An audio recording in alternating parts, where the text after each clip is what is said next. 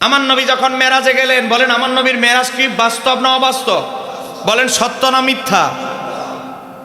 সহিহ মুসলিম থেকে বলছি 2375 নম্বর হাদিস। আমি যতগুলো কথা বলবো রেফারেন্স সহকারে, কিতাবের নাম, সাহাবীর নাম সব কিছু বলবো, নোট করে নেবেন। ক্যামেরা রেকর্ড হচ্ছে, সাহাবাবাজি আপনাদের এখানে করে গেলে হবে না, মিডিয়ায় পরে শুনবে, এরা দিবে ধরবে।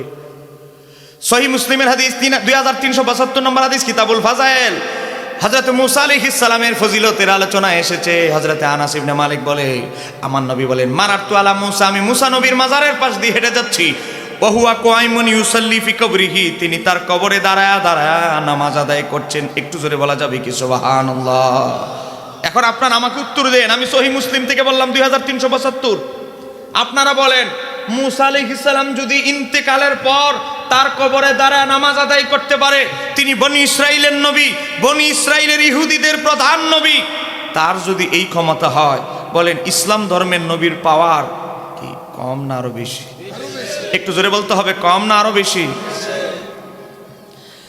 সহিহ মুসলিম হাদিস নাম্বার 162, এটাও মুসলিমের হাদিস। নবী যখন বাইতুল মুকাদ্দাসে গেলেন, গিয়ে আমার নবী উকিঝুঁকি মেরে দেখে যে মুসা আলাইহিস সালামকে বাইতুল মুকাদ্দাস, যে মুসা আলাইহিস সালামকে তার মাজারে দেখেছেন, সেই মুসা আলাইহিস সালাম আমার নবীর পিছনে মুক্তাদি হওয়ার জন্য বাইতুল মুকাদ্দাসের প্রথম কাতারে ইন্তজার করতেছে। এখন আপনারা আমাকে বলেন তো, মুসা আলাইহিস সালামকে মেরাজের এক রাতে নবী দেখলেন কয় জায়গায়? আর একটু জোরে বলতে হবে, কয় জায়গায়? হাদিস সহিহ মুসলিম 162। আবার আমার নবী যখন 6 নম্বর আকাশে গেলেন, দরজা খোলা হলো, দরজা খুলতে দেরি দেখে আমার নবীকে মুসা আলাইহিস সালাম মারহাবা মারহাবা মারহাবা বলে উঠলেন। একটু জোরে বলেন না সুবহানাল্লাহ? বলেন মেরাজ হয়েছে আমার নবীর কয় রাত? কথা বলেন, মেরাজের ঘটনাটা কয় রাত? হাকিকতে উঠাই দিয়ে ওইদিকে যাবে না, শরীয়তটাই বলি। বলেন মেরাজ হয়েছে এক রাত। এই এক রাতের ভিতরে মুসা আলাইহিস সালামকে আমার নবী তার মাজারে দাঁড়ায় নামাজ পড়তে দেখলেন, নাম্বার 1।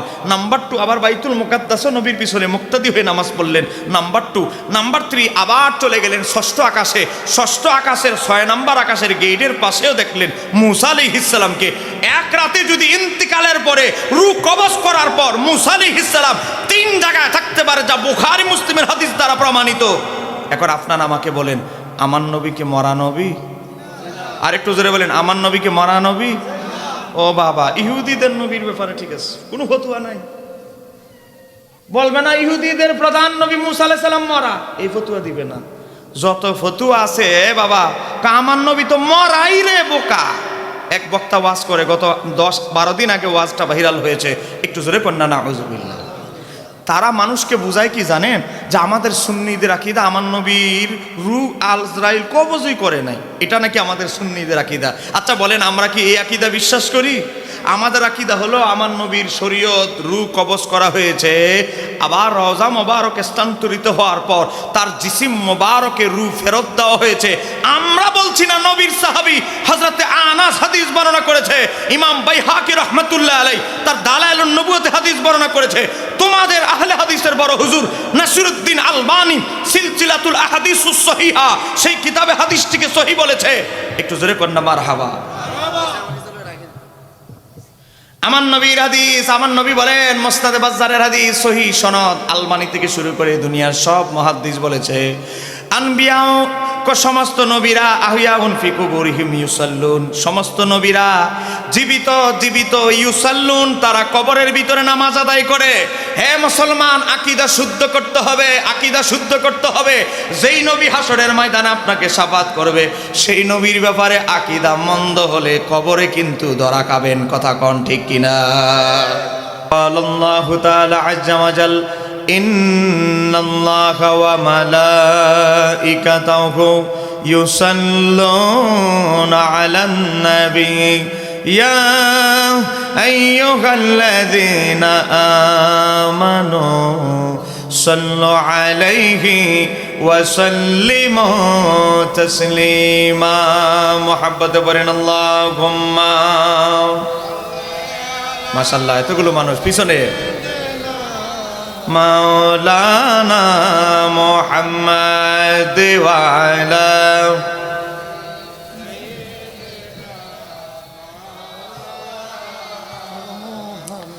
ইচ্ছে করলে হায়াতুন নবী থাকতে পারতেন আরশে,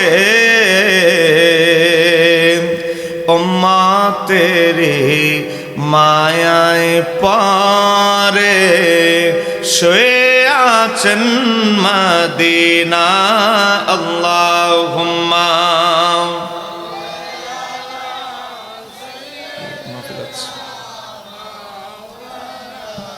মুহাম্মাদ ওয়া আলা আলি।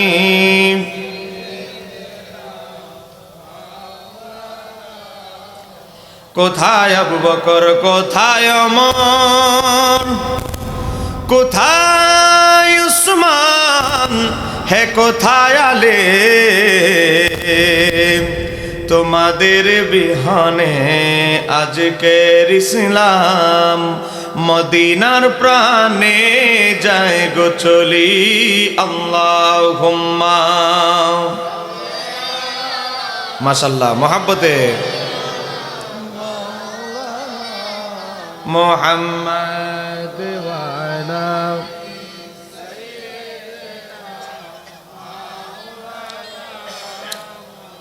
বালাগানুলা বিকামালিহি হাসনাতু জামিউ।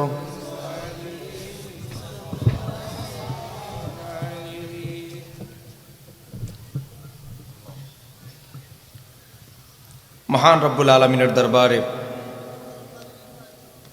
অজস্র অসংখ্য শুকরিয়া আদায় করছি যে আল্লাহ সুবহানাহু ওয়া তাআলা আমাদেরকে হাজীপুর যুব সমাজ ও প্রবাসী ভাইদের উদ্যোগে এই সুন্নি মহাসম্মেলনে আমাদেরকে আসার এবং বসার তৌফিক দান করেছেন। এজন্য রব্বে জুল জালালের দরবারে অন্তরের গহীন থেকে হৃদয়টাকে উজাড় করে দিয়ে আল্লাহর দরবারে শুকরিয়া আদায় জানাই। সবাই বলে আলহামদুলিল্লাহ। গত বছর আমি এই প্যান্ডেলে, এই জায়গায়, এই মঞ্চে মাইক ধরেছিলাম, মানুষ ছিল 8 থেকে 9 জন। এই 8 থেকে 9 জন মানুষকে নিয়ে ওয়াজ শুরু করি। মোনাজাতের সময় পুরাটা প্যান্ডেল ভরে সবাইকে নিয়ে মোনাজাত করি। আমি কি মিথ্যা বলছি না সত্য? এখন দেখেন, আবার এই বছর পাতলা মাঠ নিয়ে আবার মাইক ধরলাম। কথা বলে না কেন, ঠিক কিনা? গত বছর আর এই বছরের একটু ডিফারেন্স আছে। গত বছরের আমার আগের বক্তা মানুষ ধরে রাখতে পারে নাই ভালো করে, সব মানুষ চলে গেছে। আর এই বছর আলহামদুলিল্লাহ আমার শ্রদ্ধেয় বড় ভাই শায়েখ আল্লামা মোহাম্মদ জয়নুল আবেদিন আল কাদরিকে দাওয়াত দেওয়া হয়েছে। মানুষ হাউসফুল হয়ে দাঁড়িয়েছিল। একটু জোরে কর না মারহাবা।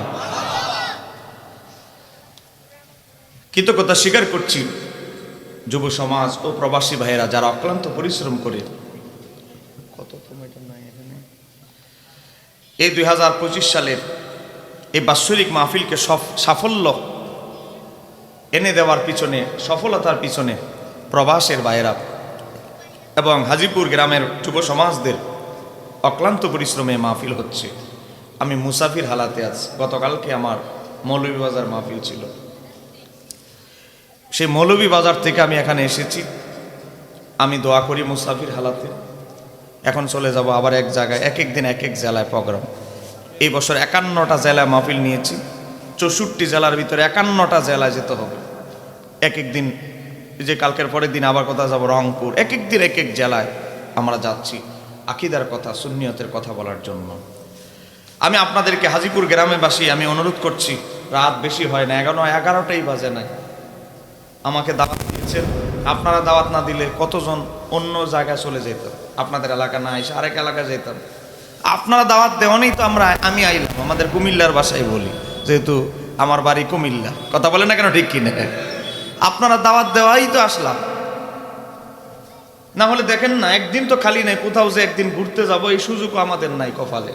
একদম রমজানের আগের দিন পর্যন্ত সুস্থ থাকি আর না থাকি মাহফিলে যাইতেই হবে। মাহফিল কমিটি এটা মানে না।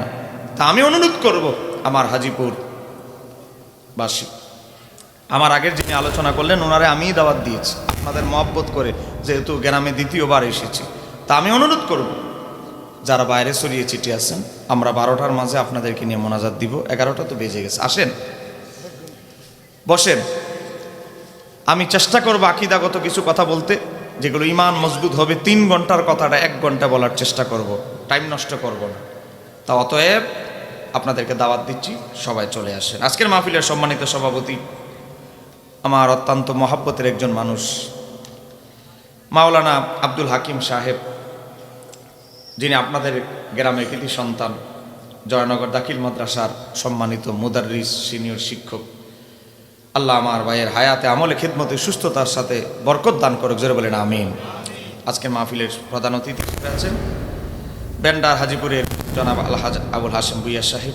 প্রধান আকর্ষণ হিসেবে এতক্ষণ পর্যন্ত কোরআন সুন্নাহের আলোকে দীর্ঘ বয়ান করেছেন বিশিষ্ট ইসলামী চিন্তাবিদ সমুদ্র কণ্ঠের অধিকারী শায়েখ আল্লামা মোহাম্মদ জয়নুল আবেদিন আল কাদরি সাহেব, লেকচারার জামে আহমদিয়া সুন্নি আলিয়া কামিল মাদ্রাসা চট্টগ্রাম, খতিব তাহিরিয়া কমপ্লেক্স, জামে মসজিদ খিলগাঁও, ঢাকা। আলোচনা পেশ করেছেন হাফেজ মাওলানা মুফতি নুরুল ইসলাম জিহাদি সাহেব, হযরত মাওলানা আব্দুল হালিম সাহেব, মাওলানা রুহুল আমিন সাহেব সহ অনেক ওলামায়ে কেরাম, অনেক অতিথিবৃন্দ। সৌজন্যে আব্দুল হাকিম ফাউন্ডেশন সহ প্রত্যেকের কৃতজ্ঞতা স্বীকার করছি। আল্লাহ সুবহানাহু ওয়া তাআলা আজকের এই মহতী অনুষ্ঠানকে আমাদের প্রত্যেকের বসাকে কবুল করুন, জোরে বলেন আমিন। সম্মানিত আমার দিনী ভাইয়েরা, চতুর্দিকে ফিতনা ফাসাদ, আমাদের ঈমানকে নষ্ট করার জন্য চতুর্দিকে শুধু ফিতনা আর ফিতনা বয়ে আসতেছে। আল্লাহর হাবিব সাল্লাল্লাহু আলাইহি ওয়াসাল্লাম বলেছেন, কিয়ামতের আগে সবচেয়ে ভয়াবহ অবস্থা হবে হক্কানি বড় বড় আলেমদের ইন্তেকাল। এটা হবে কিয়ামতের সবচেয়ে বড় ভয়াবহ পরিস্থিতি। কারণ পৃথিবীকে ঠিক রাখে, নিয়ন্ত্রণ করে আলেমরা। কথা বলেন না কেন, ঠিক কি না? আগের বড় বড় আলেম বুজুর্গ ব্যক্তি তাদের সোহবতে বসে একটা বিধর্মী মুসলমান হয়ে যেত। আজকে নামের আগে ডক্টরের ডিগ্রির অভাব নেই, কিন্তু তার কাছে গেলে বরং আরো ইসলাম বিদ্বেষী হয়ে যায়। কথা বলেন না কেন, ঠিক কি না? আমার বাবারা ভাইরা, আল্লাহর হাবিব সাল্লাল্লাহু আলাইহি সাল্লাম বলেছে, কিয়ামতের অন্যতম একটা আলামত হচ্ছে এমন একটা সময় আসবে, ইদা লাম ইউবকি আলিমান, এমন একটা সময় আসবে পৃথিবীতে হক্কানি আলেমদের অভাব হবে। আলেম থাকবে না, আলেম বাকি থাকবে না। লেবাসে জুব্বা পরে, বড় পাগড়ি পরে আলেমের নামদারি আলেমের অভাব হবে না। বহু মাদ্রাসা প্রতিষ্ঠিত হবে, কিন্তু হক্কানি আলেমদের অভাব হবে। আমার নবী বলছেন, সহিহ বুখারী হাদিস নাম্বার 100। বলেন হাদিস নাম্বার কত? 100। একেবারে বরাবর 100 নাম্বার হাদিস সহিহ বুখারীর বলছি। 100 নাম্বার হাদিস সহিহ বুখারীর। আমার নবী বলছেন, ইজা লাম ইউবকি আলিমান, যখন একটা সময় আসবে আলেম থাকবে না, তখন সাধারণ মানুষ জাহেল, যারা জাহেল অজ্ঞ, লেবাস লাগিয়েছে, নিজ থেকে কোরআন হাদিস থেকে মাসালা বের করার যোগ্যতা নাই, নিজের যোগ্যতায় কোরআন হাদিস থেকে মাসালা বের করার সক্ষমতা তার নাই। আরেক বাংলা বই পড়ে, বাংলা বই ফুজি চলছে। বিভিন্ন বহু বক্তা আমরা সমাজে দেখি, নিজ থেকে গবেষণা করে একটা মাসালার উত্তর দিবে সক্ষমতা নাই। দেখে বাংলা ওই ওয়াজের বই আছে, কি কাহিনী, সুন্দর সুন্দর কাহিনী। এই কাহিনী বলে 2 ঘন্টা শেষ, মাঝখানে 8-10টা জিকিরের গজল। কথা কন না কেন, ঠিক কিনা? আমরা মনে করতেছি এরাই বড় আলেম। আজকে যে দাওয়াত দিয়েছেন, তিনি একজন শিক্ষক, তিনি একজন মুদাররিস, মানুষকে, আলেমদেরকে, ছাত্রদেরকে দরস দেন, আবার লেকচার দেন, মানুষকে নসিহত পেশ করেন। আমার বাবারা ভাইয়েরা, আমরা মাঠে ওয়াজও করি, রাত জেগে চেষ্টা করি এই কিতাব লেখার জন্য। এই যে আকীদার বই আমার A to Z, আমাদের আহলে সুন্নাত ওয়াল জামাতের আকীদা, এই বইটা আমি 6 মাসে তৈরি করেছি। একটু জোরে কর না মারহাবা। 6 মাস। আপনাদের কাছে 6 মাস কিছু না, আমাদের জন্য 6 মাস অনেক দামি। প্রায় 42টার মতো বই লিখেছি। কেন? কারণ এই ফিতনা ফাসাদের যুগে আমরা যদি বই না লিখি, আমাদের যুবকরা ধ্বংস হয়ে যাবে। এই কথা বলেন না কেন, ঠিক কিনা? সামনে আমার বই আসতেছে নাস্তিক নিয়ে, 2 খণ্ডে 1000 পৃষ্ঠা। নাস্তিকরা আমাদের যুবকদেরকে বিভিন্ন ধোঁকা দিয়ে আজকে নাস্তিক বানিয়ে ফেলছে। কথা বলেন না কেন, ঠিক কিনা? নাস্তিক বিভিন্নভাবে মানুষকে বুঝাচ্ছে। শুরুতেই আমরা মানুষকে বোঝানোর চেষ্টা করি, সুন্নি জাতি, আমরা আহলে সুন্নাত ওয়াল জামাতের দায়ী হিসাবে কি বুঝাই? সব কিছুর চাইতে নবীকে বেশি ভালোবাসতে হবে। এই কথা বলেন না কেন, ঠিক কিনা? এর নাস্তিকরা এখানে অ্যালার্জি শুরু।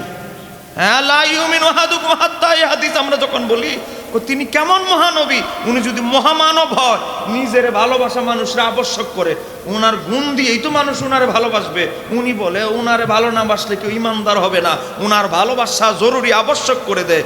ভদ্রলোক নিজের ভালোবাসা জোর করে আদায় করে না, তার মানে উনি ভালো লোক হলে উনি নিজের ভালোবাসা জরুরি করতেন না। একটু জোরে কন্যা নাউজুবিল্লাহ। যুক্তি দিবে, আপনি দিবেন দলিল, সে দিবে যুক্তি। কথা বলে না কেন, ঠিক কিনা? চতুর্দিকে ফিতনা ফাসাদ। আমার নবী বলেন তখন মানুষ রুসান জুহালান, মানুষ তখন জাহেলদেরকে নেতা মানবে, ইমাম বানায় বসবে। এলেম কালাম নাই, হয়ে গেছে আমির। কথা কন, এমন বহু আমির আছে না নাই? সূরা জানে না, একটা আয়াতের তর্জমা করার মতো, ব্যাখ্যা করার মতো যোগ্যতা নাই, একটা মাসালা বের করার মতো যোগ্যতা নাই, হয়ে গেছে অমুক দলের আমির, অমুক দলের আমির। আমার নবী বলেন জাহেলদেরকে মানুষ রইস বানাবে, নেতা বানায় বসবে। তারপরে ফাসাইলু, প্রশ্ন করবে, প্রশ্ন করার পর ফাফতাও, তারা ফাতুয়া দিবে। তারপরে কি হবে? ফাফতাও, তারপরে তারা ফতুয়া দিবে, বিগাইরে এলমিন, এলেম সারা ফতুয়া দিবে। তারপরে কি হবে? ফাদাল্লু আদাল্লু, নিজেরাও প্রদ্ভষ্ট হবে, অন্যরেও প্রদ্ভষ্ট করবে। এই যুগে এই ধরনের আলেমের সংখ্যা কমতেছে না বাড়তেছে? হ্যাঁ, কথা বলে না কেন, কমতেছে না বাড়তেছে? বুখারী শরীফ থেকে বললাম, আরেকটা হাদিস আপনাদেরকে বলছি। তিরমিজি শরীফ 2260 নম্বর হাদিস, হযরতে আনাস ইবনে মালিক রাদিয়াল্লাহু তাআলা থেকে বর্ণিত। আমার নবী বলেন ইয়াতি আলান নাসি জামানুন, মানুষের ভিতরে এমন একটা জামান আসবে, আসসাবিরু, মানুষ ধৈর্য ধারণ করা, আলা আসসাবিরু ফিহিম আলা দীনিহি, দ্বীনের উপর ইস্তেকামাত থাকা, দ্বীনের উপরে ধৈর্য ধারণ করা এত কঠিন হয়ে যাবে মানুষের জন্য, মুসলমানদের জন্য। কাল কাবিদি আলাল জামরি, জ্বলন্ত অঙ্গার হাতের তালুতে রাখা যত কঠিন হয়ে যাবে, শেষ যুগে এই দ্বীনের উপরে থাকা, ঈমানের উপরে থাকা মানুষের জন্য তার চাইতে ভয়াবহ কঠিন হয়ে যাবে। চিৎকার দিয়ে বলতে হবে ঠিক কিনা? বলেন, আমার নবীর একটা ভবিষ্যৎবাণীকে এখনো পর্যন্ত নাস্তিকরা মিথ্যা প্রমাণ করতে পারে নাই, করতে পারবেও না ইনশাআল্লাহ। চিৎকার দিয়ে বলতে হবে না কেন, কথা বলেন ঠিক কিনা? আপনারা যারা পিছনে আছেন একটু যদি সামনে বসেন, একটু মনে করেন আস্তে আস্তে হবে ইনশাআল্লাহ। যারা আশেক শ্রোতা, আমি আপনাদেরকে, যারা মুরব্বী বাবার আছেন, দোকানে আছেন, ওই মাহফিলের পাশে তো বুঝেন, দোকানপাট দিলেই এক বড় ঝামেলা। 15 তারিখে এক মাহফিলে গেলাম, ব্রাহ্মণবাড়িয়া হবিগঞ্জ মাধবপুর থানা চান্দুরা গেলাম। বিশ্বাস করবেন 3.5 মাইল শুধু দোকানপাট। এই 3.5 মাইল আমাকে ভিতরে ঢুকাইতে বেচারাদের জীবন বাড়িয়ে গেছে। 3.5 মাইল মানুষ হয়েছে কমপক্ষে 80 থেকে 90 হাজার, অনেক মানুষ হয়েছে। 3 মাইল দোকান, দোকানই শেষ হয় না। মনে করছি মাহফিলে এসে বসে, দোকান যেহেতু পেয়ে ফেলছে, মাহফিলে বসে দেখি দোকানই শেষ হয় না। হুজুর 3 মাইল পর্যন্ত দোকান। মেলার মতো অনেক জায়গা হয়ে যায়। তো এদিকে সতর্কতা থাকতে হবে, দোকান থাকবে মাহফিল থেকে দূরে। কথা বলে না কেন, ঠিক কিনা? যারা চা খাইতেছে, এখন তো আর চা খাইয়া সময় নষ্ট করে না, হাতে আছে একটা জিনিস। এই বলেন এই যন্ত্রের নাম কি? মোবাইল। বলেন এই যন্ত্রের নাম কি? 80 বছর, 83 বছর, 82 বছর, 97 বছর, কোনো বাদ বিচার নাই, শুধু টানতেছে। কিছু বুঝে না, শুধু টানতেছে আর দেখতেছে। ঢুকছে আর বের হয়েছে, দেখে 2.5 ঘন্টা শেষ। কথা বলে না কেন, ঠিক কি রে? 2.5 ঘন্টা শেষ। আমাদের হায়াতগুলো, আমাদের যুবকদের সময়গুলো, গুরুত্বপূর্ণ সময়গুলো ফুয়ের উপরে শেষ। এই জন্য বলবো সময়কে গনিমত হিসেবে কাজে লাগাতে হবে। এই কথা বলেন না কেন, ঠিক কি রে? আমার বাবারা, ভাইয়েরা, আমার নবী বলছে কিয়ামতের আগে ঈমান হেফাজত করা জটিল হয়ে যাবে, কঠিন হয়ে যাবে। এই ফিতনা ফাসাদের যুগে আমাদের জন্য সবচেয়ে বড় কঠিন চ্যালেঞ্জ হচ্ছে ঈমান হেফাজত করা। এ মুসলমান, আপনাকে বড় বড় সুন্দর করে তাফসীরুল কোরআন মাহফিলের নাম বলা হবে, পিছনের নাম হলো তাফসীরুল কোরআন মাহফিল, কিন্তু বলা হবে ইন্ডিয়ার, ভারতের কোন নায়িকা বেশি সুন্দরী, ওই নায়িকার দিকে নেক দৃষ্টিতে তাকালে কয়টা সওয়াব এই তাফসীর মাহফিলের মঞ্চেও করা হয়। কিন্তু এগুলো অরিজিনাল তাফসীরুল কোরআন মাহফিল নয়। এক কথা কোন না কেন, ঠিক কিনা? এই ফিতনা ফাসাদের যুগে ঈমান হেফাজত করতে হবে।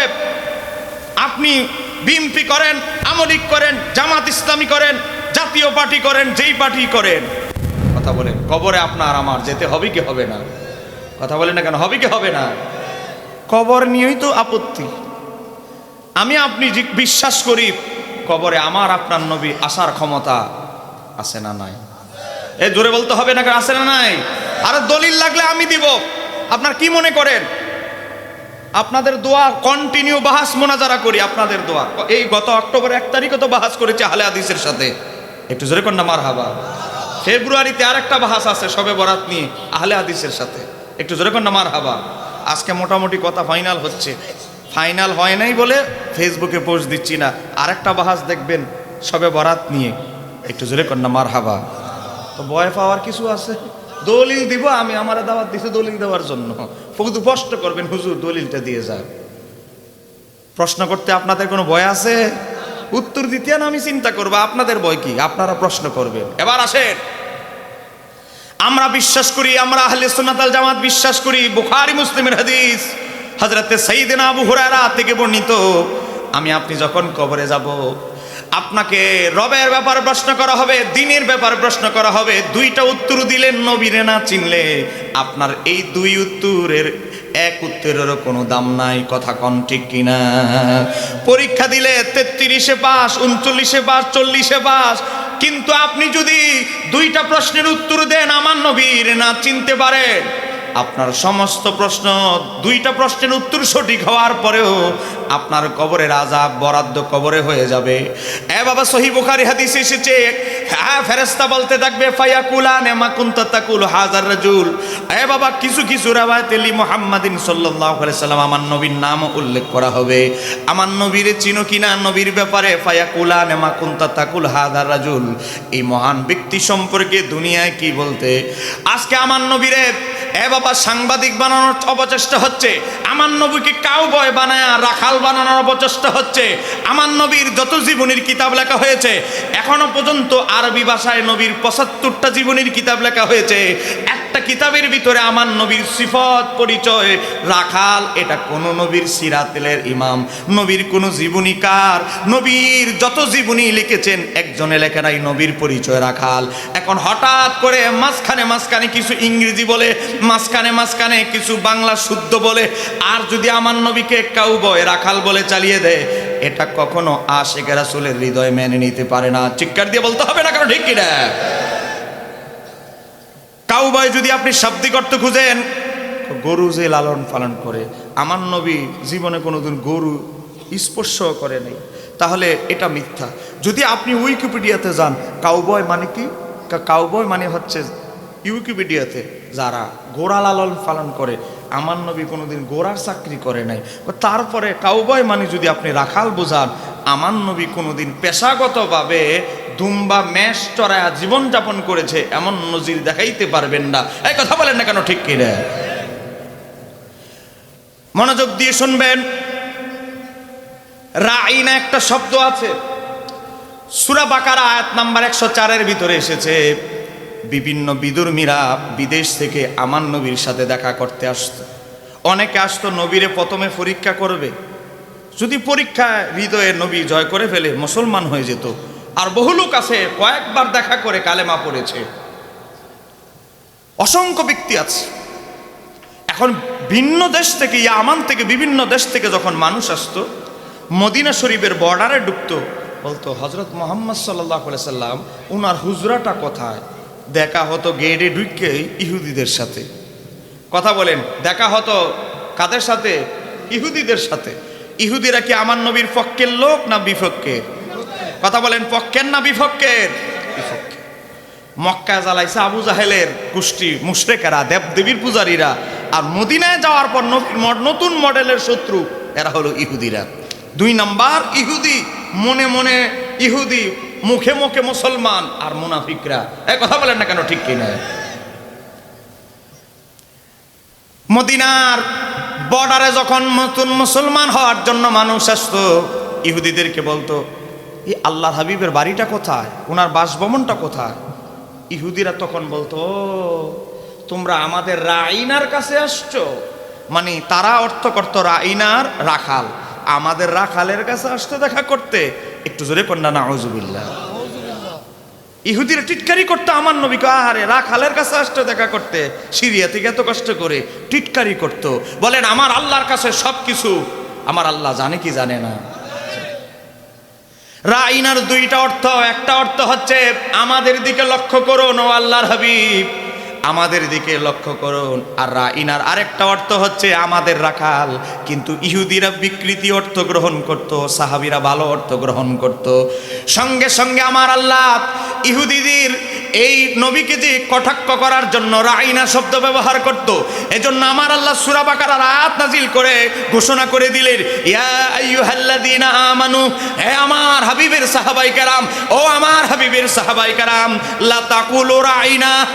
ইহুদিরা যেটা আমার হাবিবের শানে বেয়াদবিমূলক শব্দ ব্যবহার করে রাইনা, যদিও এটার আর একটা ভালো অর্থ আছে, ও আমার হাবিবের সাহাবীরা এখন থেকে আর রাইনা শব্দ আমার হাবিবের শানে ব্যবহার করবে না। অতএব সাহাবায়ে কেরাম রাইনা বলা বন্ধ করে দিলেন। একটু জোরে বলা যাবে কি সুবহানাল্লাহ? এখন যেখানে আমার নবী রাখাল বলতে আমাদের জিহ্বায় মুমিনদের মুসলমানদের জিহ্বা বন্ধ করে দিয়েছেন, সেই জায়গায় ১৫০০ বছর পরে এসে যদি আমার নবীকে কাউবয় প্রমাণের চেষ্টা চালায়, রাখাল প্রমাণের অপচেষ্টা করে, বলেন এটা কি মেনে নেওয়া যাবে? এ মুসলমান, যত পরীক্ষায় পাস করেন, নবীর পরীক্ষায় যদি কবরে ফেল করেন, নবীর ব্যাপারে যদি আকীদা শুদ্ধ না থাকে, আপনার দিন চিনলে রবরে চিনলেও কাজে আসবে না। নবীকে পরিপূর্ণভাবে চিনতে হবে। কথা বলেন না কেন, ঠিক কিনা?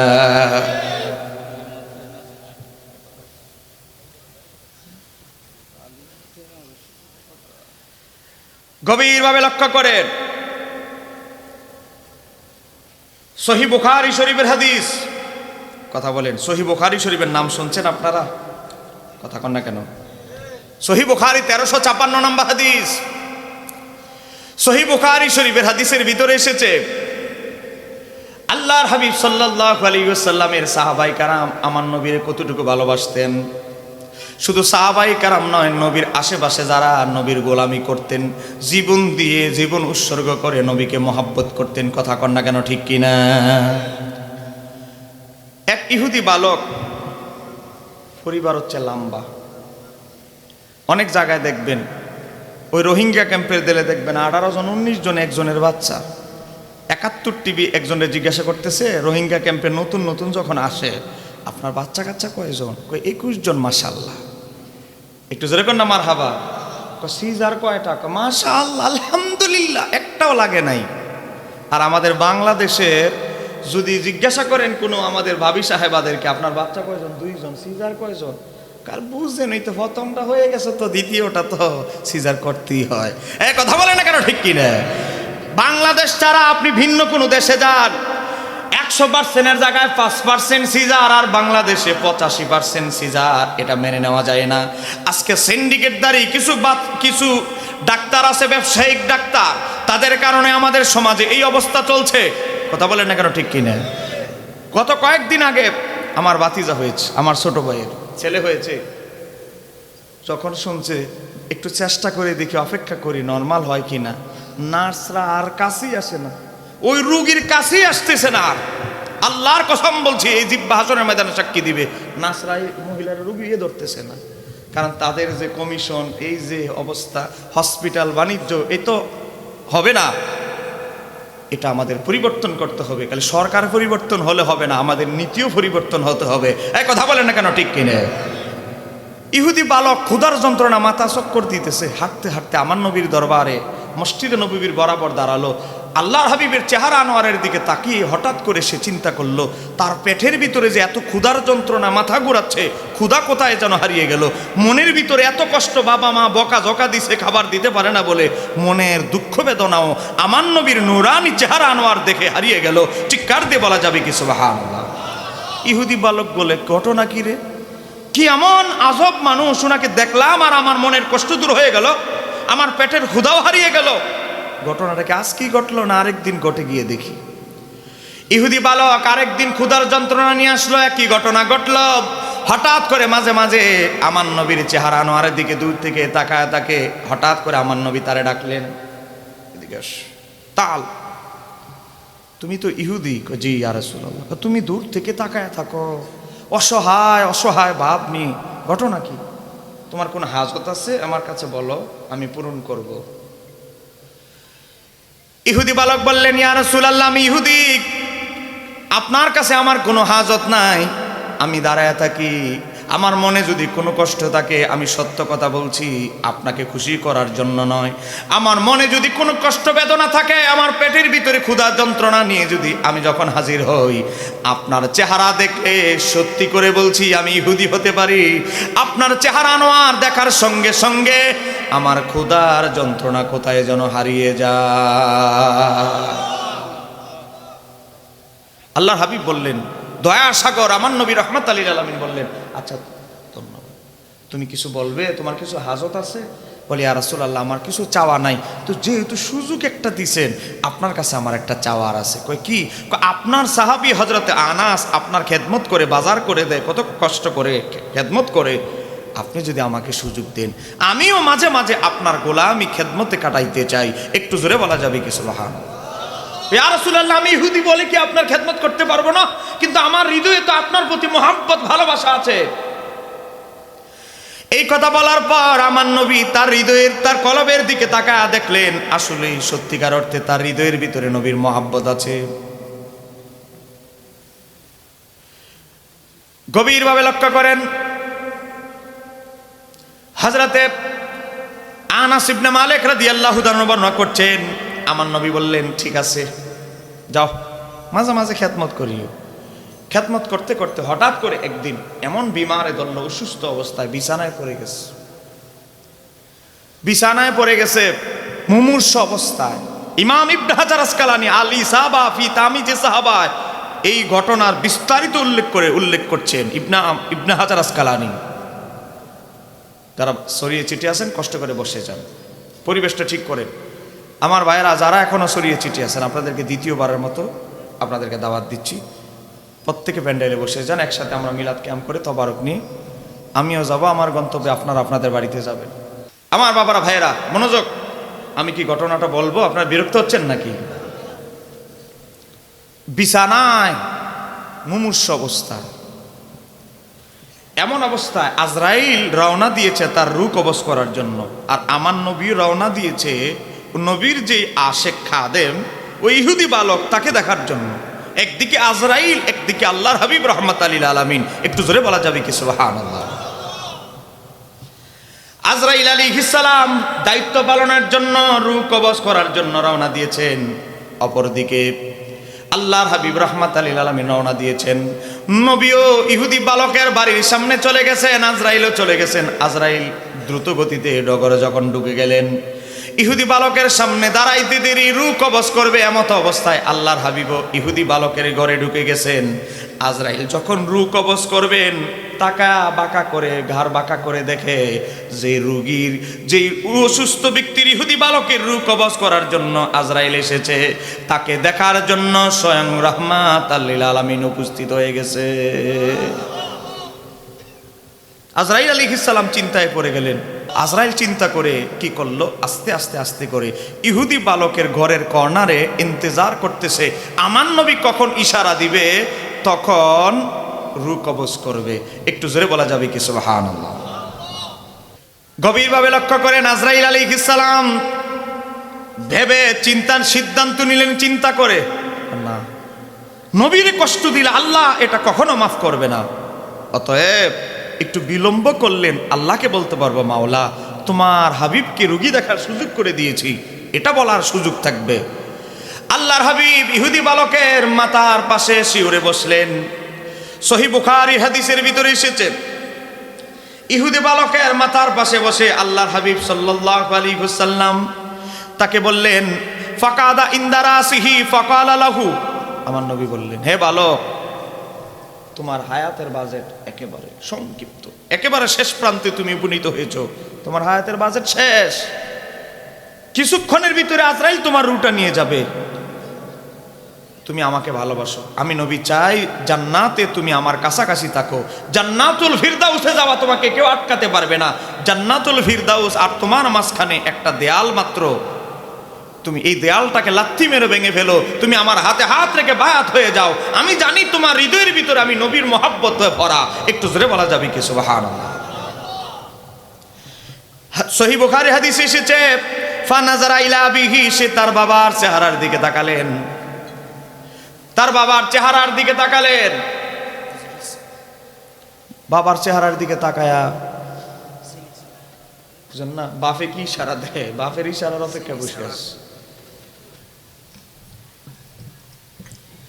বাবা চিন্তা করলো, আমি ইহুদি হতে পারি, কিন্তু এই যে উনি যে নবী, জীবনে কোনোদিন মিথ্যা কথা বলে নাই, উনি মিথ্যা কথা বলেছে এখনো পর্যন্ত কেউ প্রমাণ করতে পারে নাই।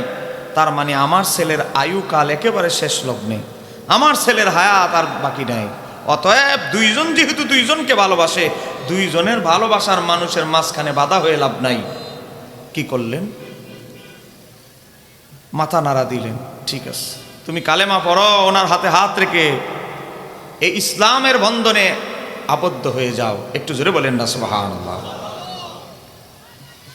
আমার নবী আল্লাহর দরবারে হাত উত্তোলন করে বললেন, এই যুবক যখন আমার নবীর হাত মোবারক চেপে ধরলেন, আমার নবী আল্লাহর দরবারে বলেন, আলহামদুলিল্লাহিল্লাযী আনকাযাহু মিনান নারি, মাওলা তোমার দরবারে শুকরিয়া আদায় করছি, একজন জাহান্নামী ব্যক্তিকে তুমি আমি নবীর উসিলায় তুমি জান্নাতি বানায় দিছো, এজন্য আমি নবী তোমার দরবারে শুকরিয়া আদায় করতেছি।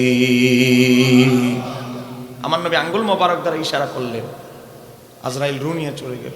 দুইজন সাহাবী বলে, ইয়া রাসূলুল্লাহ আপনি কি ইশারা দিলেন? ইশারা দিতে দেরি, লোকটা মরে গেল। কয় আমার ইশারার অপেক্ষায় আজরাইল আছে, আমি নবী আঙ্গুল মোবারক দ্বারা ইশারা দিতে দেরি, আজরাইল রুটা নিয়ে যেতে দেরি নাই। একটু জোরে বলা যাবে কি সুবহানাল্লাহ। বলেন আপনার আমার ইশারায় কি আজরাইল উঠে বসে চড়ে? আর একটু জোরে বলতে হবে, আপনার আমার ইশারায় কি আজরাইল চলে? শুনবে? 1 মিনিট দেরি করবে? তাফসীর ইবনে কাসিরে দেখেন, সুলাইমান আলাইহিস সালাম বাইতুল মুকাদ্দাস নির্মাণ করার পর মোটামুটি কাজ শেষ লগ্নে, শেষ হয় নাই। আজরাইল আসার পরে বললেন, একটু অপেক্ষা করো, বাইতুল মুকাদ্দাসের কাজটা শেষ হোক, এটা দেখে আমি মরতে পারলে আমার হৃদয় আত্মা শান্তি পাবে। বললেন সময় নাই, তাহলে অন্তত 1 সপ্তাহ সময় দাও। তাও নাই। আমার নবী যখন মেরাজে গেলেন, বলেন আমার নবীর মেরাজ কি বাস্তব না অবাস্তব? বলেন সত্য না মিথ্যা? সহিহ মুসলিম থেকে বলছি 2375 নম্বর হাদিস। আমি যতগুলো কথা বলবো রেফারেন্স সহকারে, কিতাবের নাম, সাহাবীর নাম সব কিছু বলবো, নোট করে নেবেন। ক্যামেরা রেকর্ড হচ্ছে, সাফাবাজি আপনাদের এখানে করে গেলে হবে না, মিডিয়ায় পরে শুনবে, এরা দিবে ধরবে। সহিহ মুসলিমের হাদিস 2375 নম্বর হাদিস, কিতাবুল ফাজায়েল। হযরত মুসা আলাইহিস সালামের ফজিলতের আলোচনা এসেছে। হযরত আনাস ইবনে মালিক বলে, আমার নবী বলেন, মারারতু আলা মুসা, আমি মুসা নবীর মাজারের পাশ দিয়ে হেঁটে যাচ্ছি, ওহুয়া কোয়াইমুন ইউসাল্লি ফি কবরিহি, তিনি তার কবরে দাঁড়ায়া দাঁড়ায়া নামাজ আদায় করছেন। একটু জোরে বলা যাবে কি সুবহানাল্লাহ।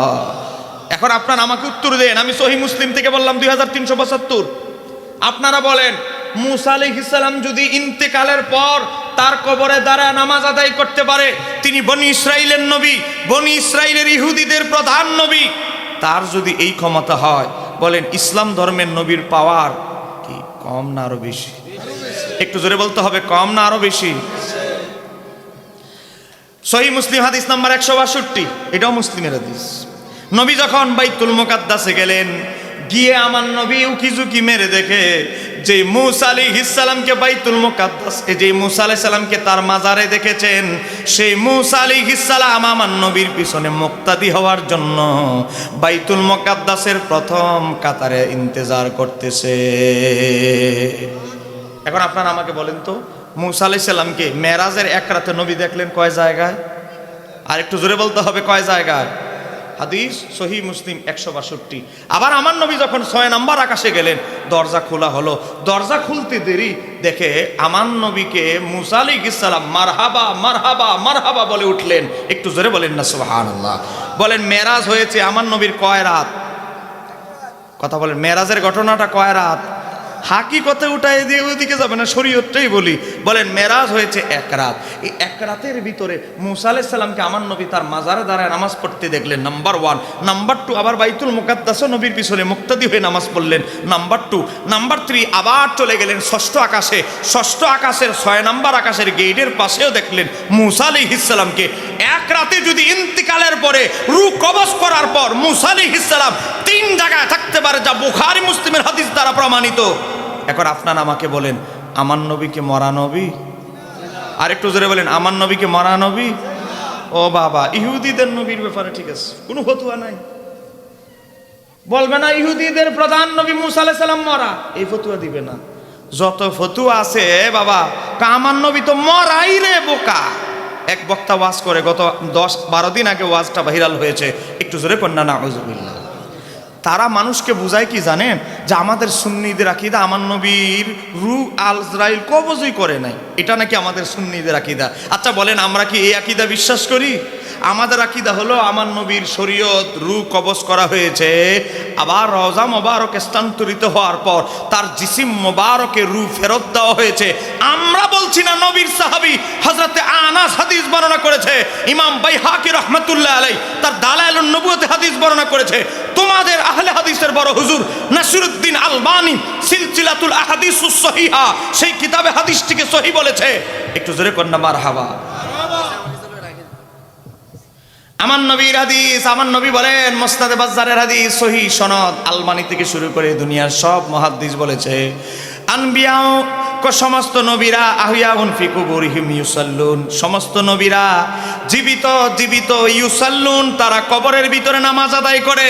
হে মুসলমান, আকীদা শুদ্ধ করতে হবে, আকীদা শুদ্ধ করতে হবে।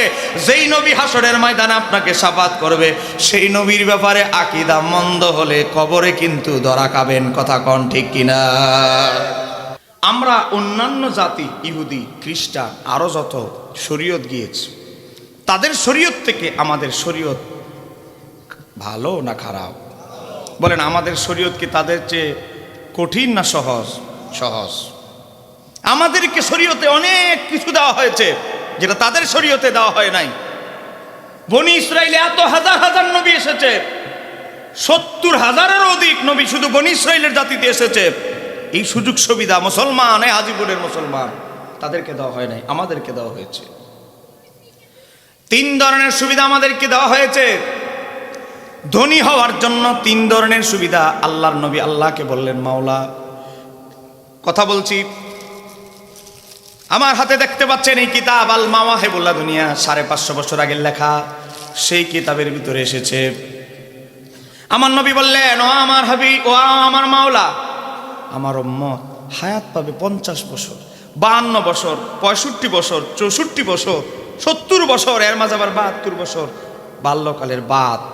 এই অল্প আমল নিয়ে হাসরের ময়দানে দাঁড়ালে ও 1000 বছর, 1500 বছর, 900 বছর, 800 বছর যারা পূর্ববর্তী শরীয়তে যারা জীবিত ছিল, তাদের আমলের কাছে আমার উম্মত কিভাবে দাঁড়াবে মাওলা? আমার আল্লাহ তার হাবিবকে বললেন, ও আমার হাবিব, আপনার উম্মতের ভিতরে যারা আগ্রহী তাদেরকে ধনী বানানোর জন্য আমি আল্লাহ 3টা সিস্টেম করে দিয়েছি, মুক্তির জন্য 3টা সুযোগ সুবর্ণ দিয়েছি। একটু জোরে বলা যাবে কি সুবহানাল্লাহ? নাম্বার 1 হচ্ছে আমাদেরকে কিছু নফল ইবাদত বন্দেগী দেওয়া হয়েছে, যেমন লাইলাতুল কদর। ইবাদত করবেন 1 রাত, সওয়াব হবে 1000 মাসের চাইতে বেশি। একটু জোরে বলেন না সুবহানাল্লাহ। বলেন, ইবাদত কয় রাত, কিন্তু সওয়াব কত? 1000 মাসের সমান। একটু জোরে বলেন আল্লাহু আকবার। আর কি চান, এখানে কয় বছরের সওয়াব পাইলেন দেখেন। কিন্তু আমরা বুঝছি না, ইসলাম ধর্ম নিয়ে আমাদের রিচার্জ নাই, ইসলাম ধর্মের শ্রেষ্ঠত্ব নিয়ে আমাদের গবেষণা নাই। রমজান মাসে রোজা রাখলেন, রমজান মাসে আপনি যদি কোনো নফল করেন, আপনি তো নফলের উন্মুক্ত সুযোগ আছে, ফরজ বিধান বারবার করার সুযোগ নাই নির্দিষ্ট সময়ে। আপনি যদি রমজান মাসে কোনো নফল সদকা করেন, নফল ইবাদত করেন, আমার আল্লাহ সেই সওয়াবটাকে ফরজের সমান সওয়াব দান করবে। একটু জোরে বলা যাবে কি সুবহানাল্লাহ? দান সৎকারে 70 গুণ বাড়িয়ে দিবে। রমজান মাস চলে গেল, এত ফজিলতের মাস আসলো, শাওয়াল মাস, শাওয়াল মাসে কি সুযোগ। সহিহ মুসলিমের হাদিস নাম্বার 1164, হযরতে আনাস ইবনে মালিক, হযরত আবু হুরায়রা, দুইজন সাহাবী থেকে বর্ণিত। এখানে আলেম ওলামা আছে। সহিহ বুখারী, সহিহ মুসলিম 1164 নম্বর হাদিস। আমার নবীর সাহাবী বলে, আমার নবী বলে, কেউ যদি রমজানকে ফলো করে শাওয়াল মাসে 6টা রোজা, কথা বলেন, শাওয়ালে কয়টা রোজা? 6টা রোজা রাখে, আমার আল্লাহ তার আমল নামায় 12 মাসের সওয়াব লিখে দিবে। এখন আপনারা বলেন তো রোজা কয়টা? আপনারা কি আমার আঙ্গুল দেখতে পাচ্ছেন? এত সুন্দর লাইট টাইট দেওয়া, কথা বলেন।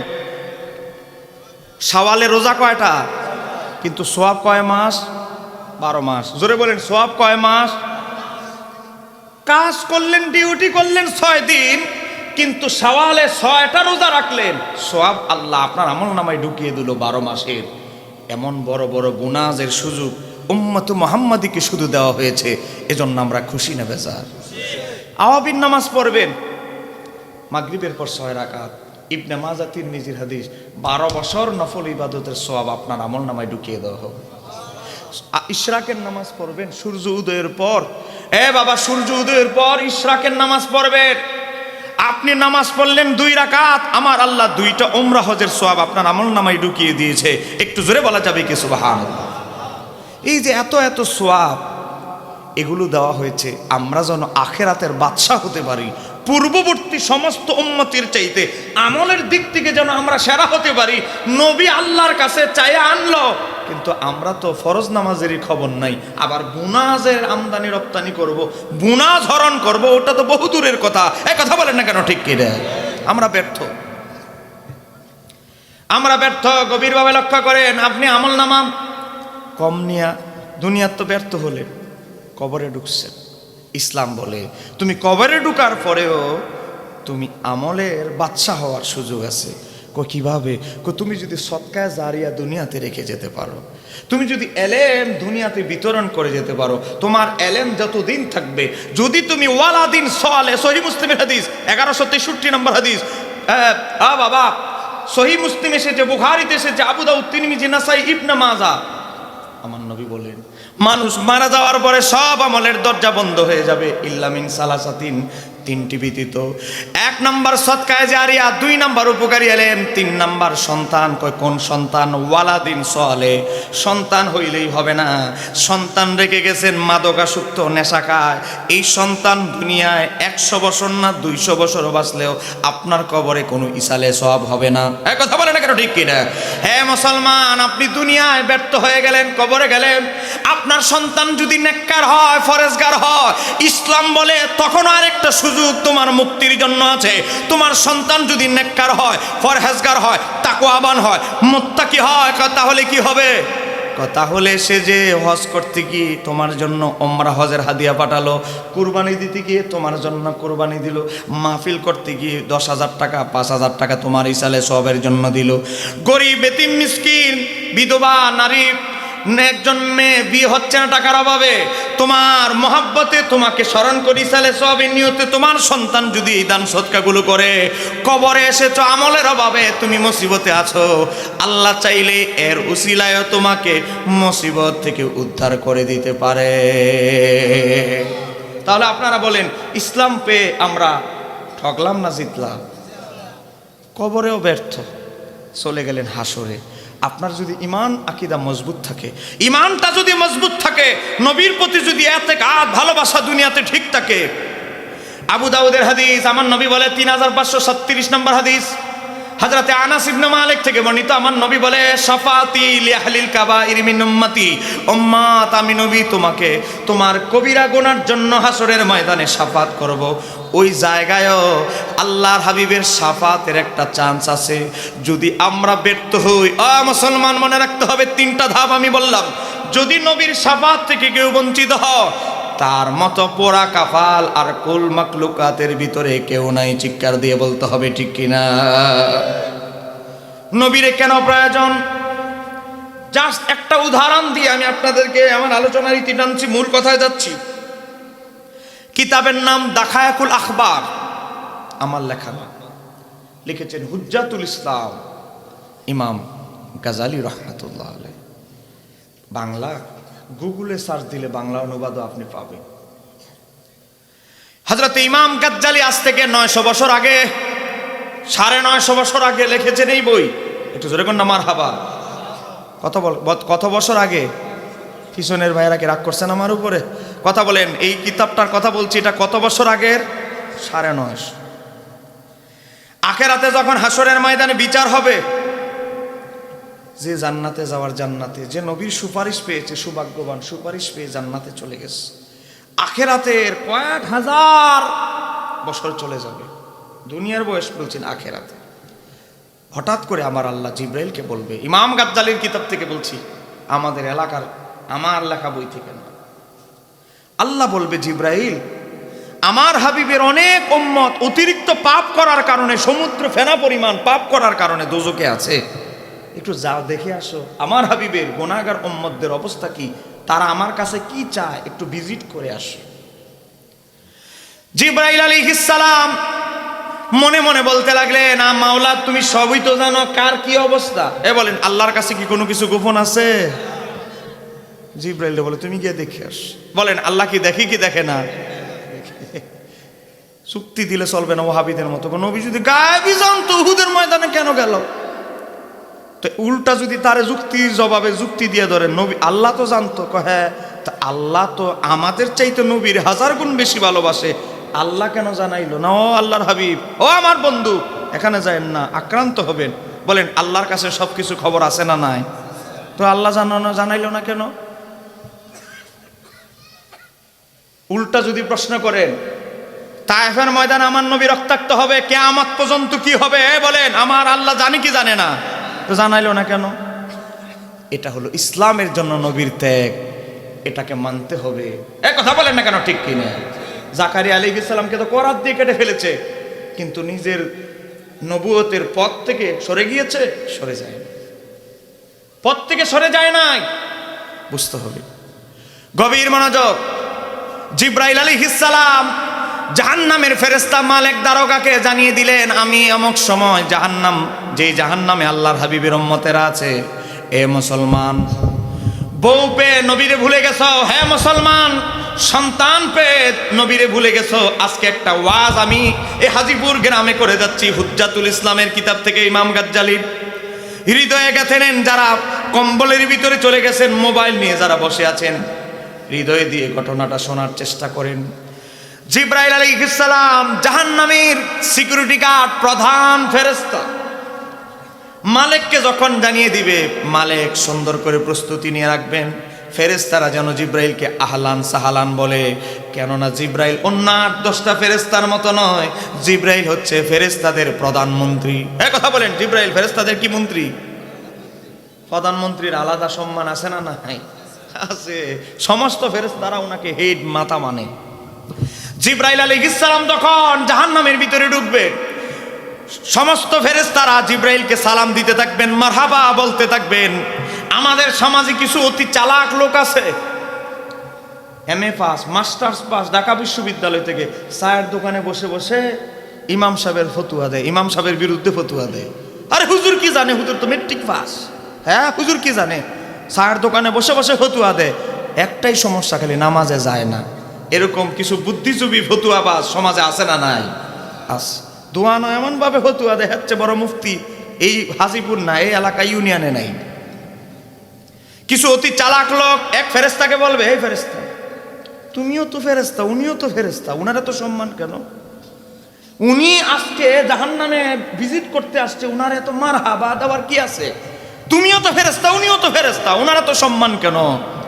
উনি সাধারণ ফেরেশতা না, তিনি জিব্রাইল আলাইহিস সালাম, যিনি সমস্ত ফেরেশতাদের সর্দার, যিনি আল্লাহর সবচেয়ে শ্রেষ্ঠ মাখলুক হচ্ছে নবী রাসূল, তাদের কাছে ওহী নিয়ে যেতেন।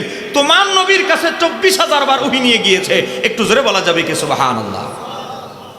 ওই ব্যক্তি হাউমাউ করে কান্না করে দিবে, নবীর কথা স্মরণ হয়ে যাবে। আমার নবীর আদর্শ অনুসরণ না করার কারণে আজকে জাহান্নামে। আমার নবীর দরবারে এই জিব্রাইল 24,000 বার উহি নিয়ে গেছে। জিব্রাইলের কাছে আসলে নবীর সুঘ্রাণ পাওয়া যাবে। ওই যুবক কান্নাকাটি শুরু করে দিবে, ওই জাহান্নামী। তাকে দেখে তার পাশের জাহান্নামী বলবে, তুমি কাঁদো কেন? আজকে তো আযাব, জাহান্নামের আযাব স্থগিত, মুলতুবি। আজকে তো আযাব মুলতবি, তো তুমি কান্না করছো কেন? কান্না করছি এই কারণে, এই ফেরেশতাকে দেখে নবীর কথা মনে হয়ে গেছে। এই ফেরেশতাকে, তিনি হচ্ছেন জিব্রাইল আমিন, যিনি আমার নবীর দরবারে 24,000-এরও অধিকবার ওহী নিয়ে এসেছেন। চিৎকার দিয়ে বলা যাবে কি সুবহানাল্লাহ। আমার নবীর দরবারে এসেছে 24,000 বার। আজকে যদি নবীর আদর্শ ফলো করতাম, নবীর নৈকট্য কাছাকাছি পাওয়ার, নবীকে পাওয়ার আমল করতাম, বেশি বেশি দুরূদ পড়তাম, নবীকে মোহাব্বত করে আমল করতাম, আজকে আমাদের দোজখে ঢুকতে হতো না। ওনাকে দেখে নবীর কথা স্মরণ হয়ে গেছে। একজন থেকে আরেকজন ভাইরাল হয়ে যাবে, সবাই কান্নাকাটি শুরু করে দিবে উম্মত মুহাম্মাদি। জিব্রাইল একটা উঁচু জায়গায় টিলার উপরে আরোহণ করে দাঁড়ায় বলবে, হে উম্মতে মুহাম্মাদি, কান্না থামাও। কি হলো, আজকে কাঁদতেছো কেন? আজকে তো তোমাদের আযাব আমি আসছি মুলতবি, মাফ, তো কাঁদতেছো কেন? ঘটনা কি? আজ ইব্রাহিম আপনাকে দেখে কাঁদতেছি না, আমাদের কান্নার কারণ হচ্ছে আপনাকে দেখে আমাদের নবী রাহমাতাল লিল আলামিনের কথা স্মরণ হয়ে গিয়েছে। তাকে কেন আপন বানাইতে পারি না? দুনিয়ার লোভ, দুনিয়ার টাকা পয়সা, দুনিয়ার এই প্রেমে আসক্ত হয়ে গিয়েছিলাম, শালিকার প্রেমে, দুনিয়ার প্রেমে, শাশুড়ির মিষ্টি কথায় দুনিয়া ভুলে গিয়েছি। এখন আফসোস করতেছি, কেন নবীর আদর্শ ফলো করতে পারলাম না, নবীর আপন করতে পারলাম না। জিব্রাইল বলবেন, হে উম্মতে মুহাম্মাদি, যারা জাহান্নামে ঢুকে গেছো পাপের সমুদ্রের কারণে, আল্লাহ তোমাদের খোঁজ খবর নিতে পাঠিয়েছে। তোমাদের আল্লাহর কাছে এই আযাব ব্যাপারে, জাহান্নামের আযাবের ব্যাপারে কিছু বলার আছে? আল্লাহ, আমি কি আল্লাহর কাছে বলবো তোমাদের আযাব হালকা করতে? না, আমিও হতে পারি সে সদস্য। আযাব একবারে বন্ধ করে দিতে বলবো? এটাও দরকার নাই। তো কি চাও আল্লাহর কাছে? কি চাও আমার মাধ্যমে? আল্লাহর কাছে আমাদের চাওয়া নাই, এই মুহূর্তে আপনার কাছে আমাদের একটা অনুরোধ আছে।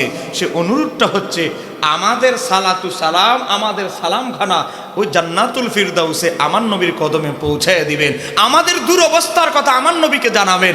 এতটুকুই আপনার কাছে অনুরোধ। চিৎকার দিয়ে বলা যাবে কি সুবহানাল্লাহ। এই জাহান্নাম তো আল্লাহই বানিয়েছে, জান্নাতটা আল্লাহই বানিয়েছে। আপনি শুধু আমাদের আহওয়াল, আমাদের অবস্থা শুধু নবীর কাছে একটু পেশ করুন। জিব্রাইল আলাইহিস সালাম বললেন, ঠিক আছে, অপেক্ষা করো, তোমাদের নবীর কাছে তোমাদের প্রতিনিধি হয়ে সালাম পৌঁছে দিব। হ্যাঁ, হাজীপুরের মুসলমান, সেই জাহান্নামী ব্যক্তিটা আপনি হতে পারেন। গভীরভাবে আমার নবীর মহাব্বতের দৃষ্টিতে লক্ষ্য করেন। জিব্রাইল আলাইহিস সালাম মাওলার দরবারে আসবে। মাওলা, তোমার হাবিবের উম্মতদের কাছে আমি গিয়েছি, তোমার হাবিবের গুনাহগার উম্মতের কাছে গিয়েছি, তারা তোমার কাছে আযাব হালকার জন্য, সপ্তাহে একদিন বন্ধ করার জন্য, আযাব টোটালি বন্ধ করার দেওয়ার জন্য প্রার্থনা তোমার কাছে চায় নাই, কিছুই করে নাই, শুধু আমার কাছে অনুরোধ করেছে তাদের সালাম, তাদের অবস্থা যেন তাদের নবীর কদমে পৌঁছে দাও। জিব্রাইল আলাইহিস সালাম যখন এই কথা বলবেন, আমার আল্লাহ ডাক দিয়ে বলবেন, ও জিব্রাইল, তুমি অপেক্ষায় আছো কেন, দাঁড়িয়ে আছো কেন? জিব্রাইল, যাও জান্নাতুল ফিরদাউসে যাও, আমার হাবিবকে বলে দাও, ও আমার হাবিব, ও আল্লাহর হাবিব, আপনার রব আপনাকে অনুমতি দিয়েছে, আপনার যে অবশিষ্ট উম্মতরা জাহান্নামে আছে তাদেরকে আপনি শাফাত করে জান্নাতে ঢুকায়া দেন। আমার নবীকে জিব্রাইল আলাইহিস সালাম কি জান্নাতের ভিতরে পাবেন? বলেন, জান্নাত কি? জান্নাত কি কষ্টের জায়গা না আরামের জায়গা? পিছনের ভাইদের আওয়াজে বোঝা যায় জান্নাতে মনে অনেক কষ্ট হবে। কথা বলেন না, জান্নাত কি কষ্টের জায়গা না আরামের জায়গা? জান্নাতে যাওয়ার পর গিয়ে দেখে আমার নবীর সেজদায় এখনো উম্মতের চিন্তায় ব্যস্ত। একটু জোরে বলা যাবে কি সুবহানাল্লাহ। জিব্রাইল আলাইহিস সালাম ডাক দিয়ে বলবি, ইয়া রাসূলুল্লাহ, নবী গো, আপনার কান্নার দিন শেষ হয়ে এসেছে। ইমাম গাজ্জালি উল্লেখ করেন, আমার নবী জাহান্নাম থেকে যত উম্মত আছে এক একজনকে বের করে জান্নাতের এক প্রকার পানি আছে, তাসনিম পানি, যে পানি দ্বারা দৌত করলে আপনারা যদি কেউ অ্যাসিড মারে অ্যাসিডের দাগ পর্যন্ত মুছে যাবে এমন পাওয়ারফুল পানি। এই তাসনিম পানি দ্বারা সমস্ত জাহান্নামীকে দৌত করা হবে। দৌত করার পরে তাদের শরীরের যত দাগ আছে, আগুনে পোড়া আছে, সব মুছে যাবে। আমার নবী লক্ষ্য করে দেখলেন যত জাহান্নামীকে বের করা হলো তাদের কপালের ভিতরে একটা সিল আছে জাহান্নামী। জাহান্নামী লেখাটা তাদের কপাল থেকে জান্নাতের তসনিম পানি দ্বারা দৌত করার পরেও জাহান্নামের সিলটা তাদের কপাল থেকে যায় নাই। আমার নবী, আপনার নবী আল্লাহর দরবারে ডাক দিয়ে বলবে, মাওলা আমার এই উম্মত যখন জান্নাতে যাবে, তার বসি বসি যারা জান্নাতি তারা বলবে, বেচারা আইছে রে, জাহান্নাম থেকে খাইতে আইছে। দেখছস কপালের ভিতরে জাহান্নামী যে আছে, তার কপালের মধ্যে সিল আছে। আরে জাহান্নামের মধ্যে জানি তারে কত আযাব দিয়েছে। ও মাওলা, আমারই উম্মত যখন জান্নাতে ঘুরতে যাবে, টিটকারি করবে, তাকে হেয় প্রতিপন্ন করবে, মাওলা কপাল থেকে জাহান্নামী সিলটা তুমি মুছে দেওয়ার ব্যবস্থা করো। একটু জোরে বলুন না সুবহানাল্লাহ। আপনাদের কাছে আমি একটা প্রশ্ন করতে চাই, ইমাম হুসাইন কিভাবে শহীদ হলেন আপনারা সবাই জানেন। এজিদ কিভাবে মারা গেছে, হাজিপুরের মুসলমান আপনারা বলেন তো, এজিদ কিভাবে মারা গেছে আপনারা কি জানেন? কেউ জানলে হাত ওঠান। এজিদ কিভাবে মারা গেছে হুজুরকে জিজ্ঞাসা করবেন, উত্তর দিবে না। কারণ এজিদ এমন ভাবে মারা গেছে, এটা বুক ফুলায়া বলার মতো কোনো অবস্থা নাই। এই দেখেন, কিতাবের নাম আল বিদায়া ওয়ান নিহায়া, লিখেছেন ইমাম ইবনে কাসির। হুজুর ইমাম ইবনে কাসির, যিনি তাফসীর ইবনে কাসিরের লেখক, 14 খণ্ডে ইতিহাসের কিতাব লিখেছে, আরবিও আছে বাংলাও আছে, অনুবাদ আমরা করি নাই, হুজুর ইসলামিক ফাউন্ডেশন থেকে অনুবাদিত। এই 8 নম্বর খণ্ড, এটা 429 পৃষ্ঠা, একটা পৃষ্ঠা নাম্বার আজকে ঘরে নিয়ে যান, এজিদের মৃত্যুর কাহিনী, আল বেদায়া ওয়ান নিহায়া 8 নম্বর খণ্ড 429 পৃষ্ঠা। জোরে বলেন 400 কত? 29। হুজুর ঠিক আছে 429। আল্লাহ ইব্রাহিম আলাইহিস সালামের শত্রু, আল্লাহর শত্রু নমরুদ, সারা পৃথিবী পরিচালনা করতো 4 জন শাসক, এর মধ্যে একজন নমরুদ। এই নমরুদকে আমার আল্লাহ একটা মশা দিয়া দুনিয়া থেকে বিদায় করে দিয়েছেন। বাবা, বড় বড় আল্লাহর দুশমনদেরকে দুনিয়া থেকে ছোট ছোট প্রাণী দ্বারা আল্লাহ দুনিয়া থেকে বিদায় করে দিয়েছেন। আমার আল্লাহ বলে, এজিদ তুই বেশি বেড়ে গেছস, তোকে দুনিয়া থেকে বিদায় করতে আমি আল্লাহর সেনাবাহিনী লাগবে না, ছোট্ট আমার একটা মাখলুক দিয়ে দুনিয়া থেকে বিদায় করব। এজিদের 18টা কুকর্মের একটা অভ্যাস ছিল। কুকর্মের ভিতরে একটা হলো বানর নিয়ে পশু পাখির প্রতিযোগিতা আয়োজন করা, মোরগ দিয়ে মোরগের যুদ্ধ লাগাতো, একটা যখন আরেকটারে মারতো করে হাসতো। হ্যাঁ বাবা, বানর দিয়ে বানরের বিরুদ্ধে যুদ্ধ লাগাতো, একটা বানর যখন আরেকটা বানরকে মেরে ফেলতো করে হাসতো। একটা আরেকটা না মারতে পারলে তার আনন্দ লাগতো না। একটু জোরে কন্যা নাউজুবিল্লাহ। সে হলো মুসলমানদের আমির, ইমাম, সে যে বসে আছে। এজিদ টাকা খরচ করে চড়া দামে যুদ্ধ বানর ক্রয় করলো, যুদ্ধ বানরে বানরে যুদ্ধ লাগাবে। আমার আল্লাহ একটা বানরকে হুকুম দিলেন, ও বানর, আমার মাখলুক, আমার সৃষ্টির ভিতরে একটা মাখলুক বানর, তোমাকে আমি হুকুম দিচ্ছি, ও বানর, এজিদ যখন তোমার প্রতিপক্ষের সাথে যুদ্ধ লাগাই দিতে চাইবে, যুদ্ধ তুমি বানরের সাথে করবে না, হুট করে লাফ দিয়ে এজিদের ঘাড়ের মাঝে কামড় দিবে, কামড় দিয়ে তার সারগের মাঝে এমনভাবে কামড় দিবে, 20 দাঁত বসায় দিবে। আমি চাই তোমার মাধ্যমেই এজিদ যেন জাহান্নামে ঢুকে যায়। একটু জোরে বলেন না সুবহানাল্লাহ। কেন সুবহানাল্লাহ বললাম? কারণ আমার আল্লাহ তার মতো জালেমকে দুনিয়া বিদায় করতে বড় ধরনের সেনাবাহিনী লাগে নাই। আর ইমাম হুসাইনকে শহীদ করতে তো হাজার হাজার সৈন্য ফোর্সের প্রয়োজন হয়েছে। কথা কর না কেন, ঠিক কি না? দেখেন ইমাম ইবনে কাসির লিখতেছে, এজিদের মৃত্যুর কারণ ছিল যে সে একদিন একটি বানরকে উঠিয়ে দোলা দিচ্ছিল, আর অমনি একটি বানর তাকে কামড় দেয়, কামড়ের বিষে সে মারা যায়। হুজুর আছে না? না, আজকে যে মুহররম মাস আসলে এজিদরে রহমতুল্লাহ আলাইহি বলে, এজিদের প্রশংসা যারা থাকে তাদেরকে জিজ্ঞাসা করবেন, তোমাদের বড় হুজুর নেতা এজিদ কিভাবে মারা গেছে, কাহিনীটা একটু বলো। জবান বন্ধ হয়ে যাবে, চেহারা ফ্যাকাশে হয়ে যাবে। বলেন বাস্তব না অবাস্তব? 2-3টি প্রশ্ন এসেছে, প্রশ্নের জবাব দিয়ে আলোচনার ইতি টানার চেষ্টা করব। সম্মানিত আমার দিনী ভাইরা, আপনাদেরকে বলছি, আমার মাহফিল আপনাদের দোয়া, আলহামদুলিল্লাহ, আল্লাহর ফজল দয়া, আলহামদুলিল্লাহ অনেক মানুষ হয়। গতকালকে করেছি, গতকালকের আগের দিন করেছি, কালকেও করব, নাসিরনগর ব্রাহ্মণবাড়িয়া, আলহামদুলিল্লাহ। কিন্তু আমি বুঝলাম না, আমাদের ভাইয়েরা কিছু শ্রোতা এক টাইমের শ্রোতা, 1 ঘন্টা থাকছে, এরপরে মনে করেন যে শেষ, ওয়াজ শেষ। বক্তা দাওয়াত দেওয়া হয়েছে 2 জন। আমি যদি আগে করি উনি পরে করতে হবে, উনি আগে করলে আমি পরে করতে হবে। বলেন মূলত মূল বক্তা হিসেবে দাওয়াত দেওয়া হয়েছে কয়জন? 2 জন। একজনের ওয়াজ শুনে চলে গেলেন। আরে ভাই, আপনার যদি প্রশ্ন থাকে প্রশ্ন করতেন। আমার মাওলানা জয়নাল আবেদিন কাদেরী ভাই, উনি যেই মাদ্রাসার ছাত্র আমিও সেই মাদ্রাসারই ছাত্র। উনি আমার 4 বছরের সিনিয়র, আমি ওনার 4 বছরের জুনিয়র। আমরা সবসময়, এটা আমার একটা আদব বৈশিষ্ট্য, আমি বড়দেরকে সবসময় ওস্তাদের মতো শ্রদ্ধা করি। এটা আমাদের ওস্তাদরা আমাদেরকে শিক্ষা দিয়েছে। আমাকে একটু দাওয়াত দিয়েছেন 2 বছর, তা আপনারা দাওয়াত দিয়ে মোবাইল টিপায় চলে গেছেন, ঘুমায় নাই কিন্তু একজনও, যতগুলো মাহফিল আসছে। আমি চ্যালেঞ্জ করে বলতে পারি, ঘরে গিয়ে ঢুকেন, মোবাইল টিপতেছ। এটা এই যুগ, এটা আগের যুগ না। মানুষ সন্ধ্যাবেলা ঘুমায় যেত, আজ থেকে 15 বছর আগে। এশারের পর পর মানুষ ঘুমিয়ে যেত, চোখ রাখতে পারতো না। হাড়ি কেনে পড়তেছে, আর মা গুদা দে, কিরে ঘুমাস কেরে পর। এমন একটা সময় ছিল কি ছিল না? কথা বলে না কেন, ছিল কি ছিল না? হাড়ি কেনের উপরে মাঝে মাঝে কাইতে পড়ে যেত। আর এখন আরে ঘুম 2টার আগে কম্বলের ভিতরে ঘুমে ফ্রি ফায়ার, পাবজি গেমস। বান্ধবী আছে 11 জন, শিডিউল দিয়ে রাখছে 10 মিনিট করে একজন রে। রাগ করতেছেন আমার কথা?